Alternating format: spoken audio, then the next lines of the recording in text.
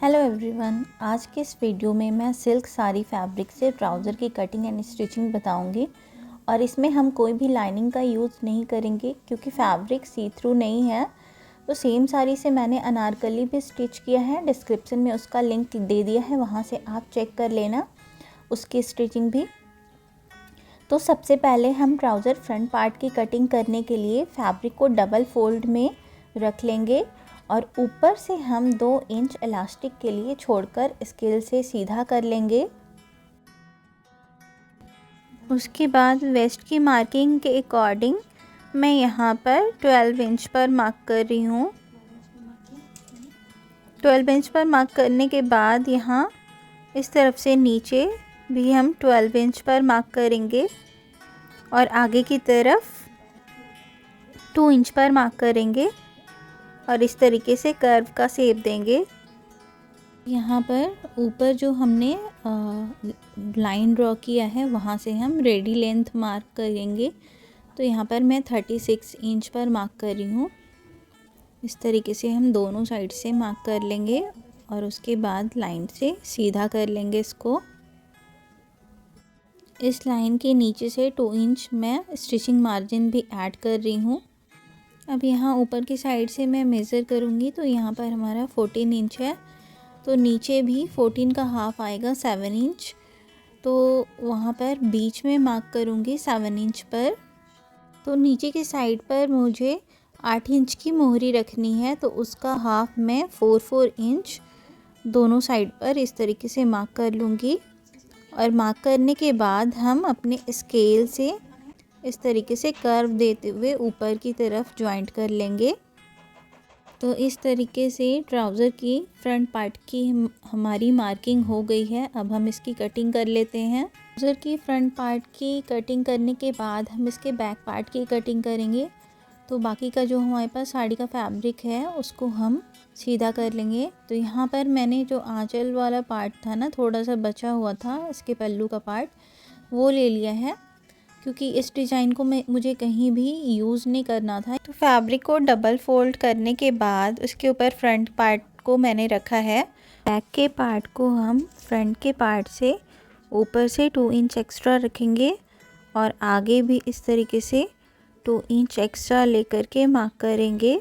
और उसके बाद हम इस तरीके से स्लैंटिंग में ऊपर से सीधा कर लेंगे।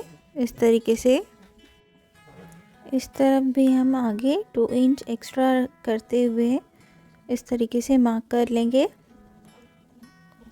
और यहाँ नीचे हम मोहरी के साइड से 1.5 इंच पर एक्स्ट्रा मार्क करेंगे और इस तरफ हमें सेम ही रखना है। और उसके बाद हम इस तरीके से स्केल से कर्व देते हुए ड्रॉ कर लेंगे और यहाँ हम सेम रखेंगे और इसकी कटिंग कर लेंगे। तो इस तरीके से फ्रंट और बैक दोनों हमारे ट्राउज़र की कटिंग हो गई है। अब हम इसके स्टिचिंग करेंगे। तो ये फ्रंट और बैक दोनों को मैंने सीधा अंदर की तरफ करते हुए रख लिया है और यहाँ से स्टिच करेंगे। और बैक पार्ट में भी हम इस तरीके से यहाँ स्टिच करेंगे। तो यहाँ पर देखिए दोनों का ही मैंने स्टिच कर लिया है। और अब हम इसको खोलेंगे। खोलने के बाद ये सीधा पार्ट है, तो इसके ऊपर हम बैक पार्ट को भी रखेंगे। जो राइट साइड है इसका अंदर की तरफ रखेंगे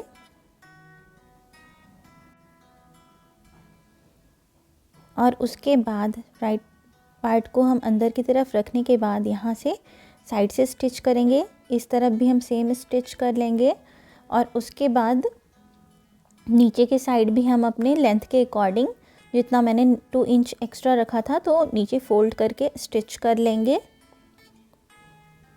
दोनों ही साइड हमें इसी तरीके से स्टिच कर लेना है। और उसके बाद ऊपर इलास्टिक के लिए भी 2 इंच मैंने छोड़ा था, यहाँ पे 1 इंच का इलास्टिक लगाऊंगी। तो हाफ इंच अंदर करते हुए इस तरीके से हम पूरे राउंड में स्टिच करेंगे और थोड़ा सा स्पेस इस इलास्टिक लगाने के लिए रखेंगे। तो यहाँ पर बैक का पार्ट मैंने थोड़ा सा बढ़ा करके कट किया था, तो थोड़े छोटे छोटे से प्लेट्स इस पर आएंगे, वो हम एडजस्ट कर लेंगे। तो यहाँ पर देखिए मैंने स्टिचिंग कर ली है, दोनों साइड से बीच में भी कर लिया है और मोहरी भी मैंने स्टिच कर लिया है इसका। और ऊपर की साइड भी मैंने इलास्टिक लगाने के लिए थोड़ा सा स्पेस रखा हुआ है और बाकी स्टिच कर लिया है। तो यहाँ से इलास्टिक हमें इंसर्ट करना है। अब मेरे जो वेस्ट का साइज़ है वो 34 है, तो उससे 3 या 4 इंच हम कम करके लेंगे। तो यहाँ पर मैं 30 इंच का इलास्टिक ले रही हूँ। तो जो भी हमारी कमर का साइज़ है ना, उससे 3 या 4 इंच कम करके हमें लेना होता है इलास्टिक। तो इस तरीके से सेफ्टी पिन की हेल्प से मैं पूरे इलास्टिक को अंदर इंसर्ट कर लूँगी। इलास्टिक इंसर्ट करने के बाद इस तरीके से हमें दोनों को ओवरलैप करते हुए स्टिच कर लेना है 3-4 बार। तो यहाँ पर मैं स्टिच कर लेती हूँ। इस तरीके से हमें पूरा पक्का करके स्टिच कर लेना है। तो ये हमारा हो गया है। अब इसको अंदर की तरफ करेंगे और जहाँ हमने स्टिचिंग छोड़ी थी उसे भी हम स्टिच कर लेंगे। हमें ध्यान रखना है कि इलास्टिक स्टिचिंग में ना आए। तो इस तरीके से हम लॉक करते हुए स्टिच कर लेंगे।